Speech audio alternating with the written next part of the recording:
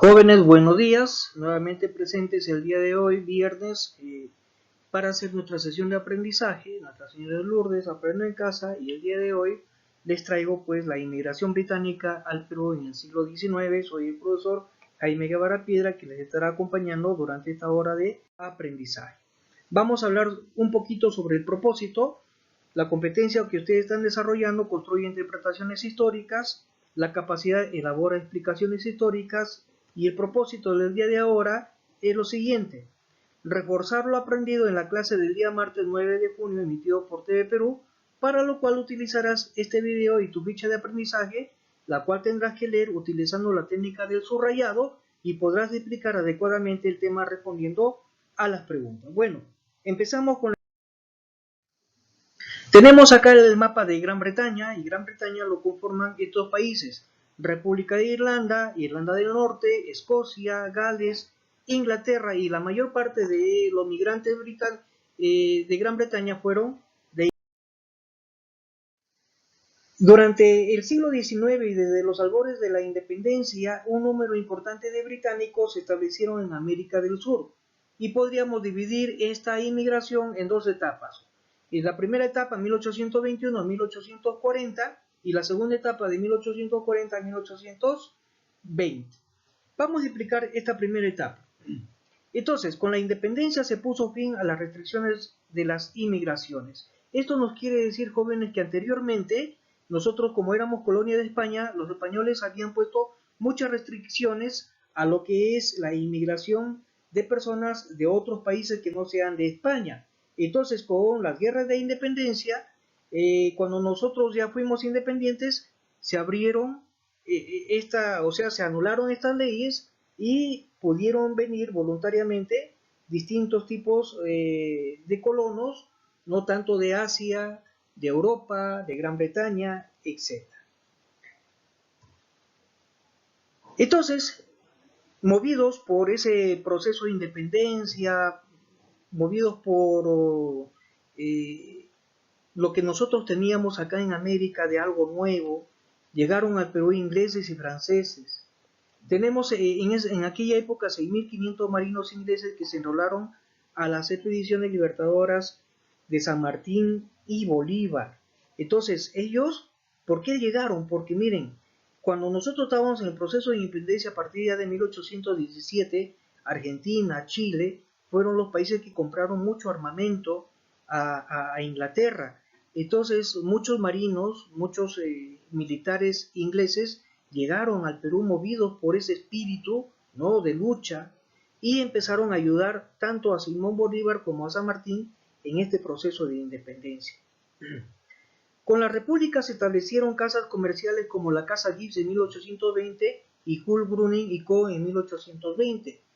Después del proceso de independencia viene el Perú a formar parte ya como una república, y fueron los mismos militares, la misma gente de Inglaterra, los que pusieron sus casas comerciales, ¿no? Estas compañías se especializaron en la comercialización de productos en general, pero además alquilaban sus propias flotas de barcos que traían todo tipo de artículos de Inglaterra y transportaban allá algunos productos peruanos. Muy bien, entonces tenemos que también los ingleses jóvenes, los migrantes ingleses, tuvieron una participación muy activa en la esfera pública, demostrándose esta con la creación del Cementerio Británico y del Salón del Comercio, fundados en el año 1835. Les comento acá que muchos inmigrantes ingleses no eran católicos, sino eran protestantes. Entonces, como eran protestantes, no se les permitía pues ser enterrados en los cementerios católicos. Entonces, ¿qué hicieron los británicos? Pues crear un cementerio, que lo llamaron Cementerio Británico, en el Callao. Pero al mismo tiempo también abrieron un salón que se llamó el Salón del Comercio, fundado en 1835, ¿no? Y entonces ahí se congregaban pues los comerciantes para poder conversar, para poder charlar, ¿no?, en tertulias, etcétera, etcétera. Muy bien, eso es la primera etapa. La primera etapa entonces lo estamos relacionando con el proceso de independencia. Pero también en esta etapa vamos a encontrar grandes personas precursores de nuestra independencia. Tenemos el primero, Lord Cochrane. Este Lord Cochrane, jóvenes, fue un político radical, oficial e innovador naval británico chileno, considerado uno de los capitanes británicos más audaces y exitosos de la guerra de la Revolución Francesa, lo que llevó a los franceses a apodarlo Le Loup des Mers, el lobo de los mares. Después de ser dado de baja de la Marina Británica, sirvió en la Marina de Chile, Brasil y Grecia, pero también participó en la Expedición Libertadora del Perú de 1820 a 1823, comandada por el general José de San Martín. Este general participó en el ingenioso bloqueo al Callao y capturó la fragata española Esmeralda en el año 1820. Y les presento pues entonces a la imagen de Lord Cochrane. A otro gran personaje que viene a ser Martin George Guise. Nació en Inglaterra en 1780, inició su vida militar como cadete de la Marina a los 15 años, posteriormente subió de rango a oficial de la Marina Real Británica, donde sirvió durante las guerras napoleónicas.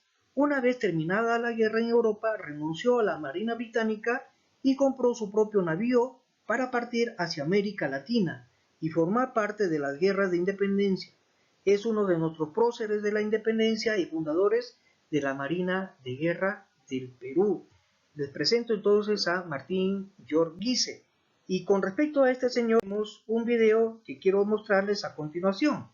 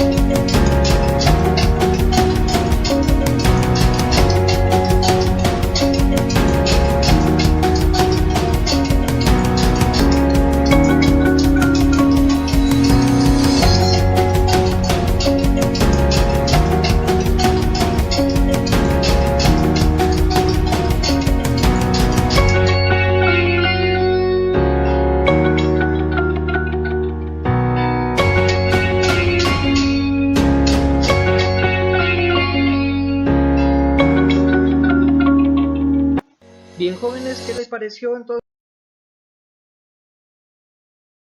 el video? Ahí teníamos a Guise.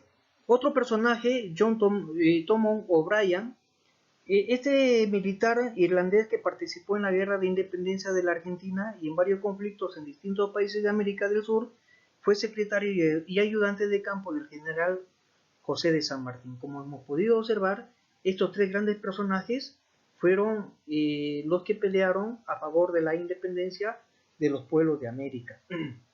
Y ahí tenemos a O'Brien. Luego tenemos la segunda etapa, como ya les dije, 1840 a 1880, que viene a tener distintas características, ¿no?, a la primera etapa.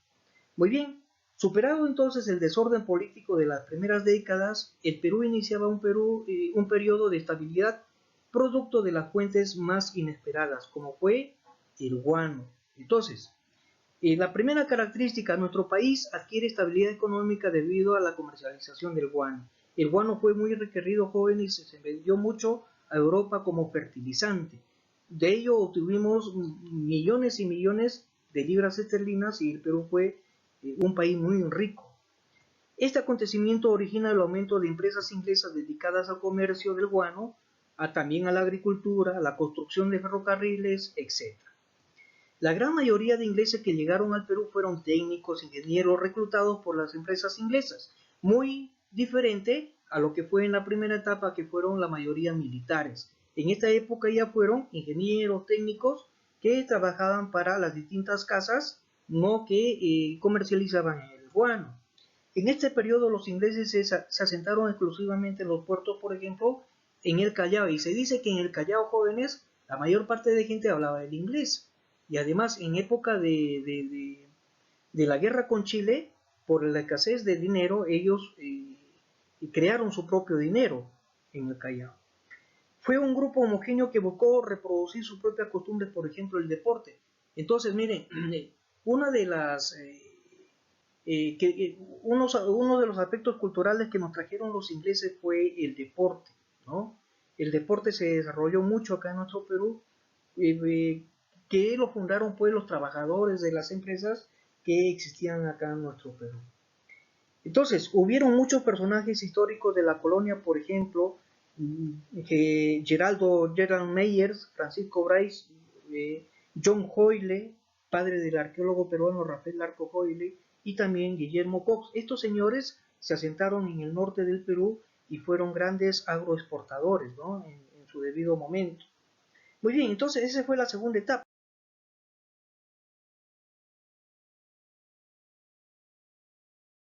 Ya tendrán ustedes su ficha de aprendizaje y tendrán que resolver 4 preguntitas que son fáciles, ¿no? Tómense su tiempo, hagan una lectura silenciosa y comprensiva, utilizando pues la técnica del subrayado. Muchísimas gracias y conmigo pues estaré hasta las 10 de la mañana para absolver algunas interrogantes que ustedes tengan.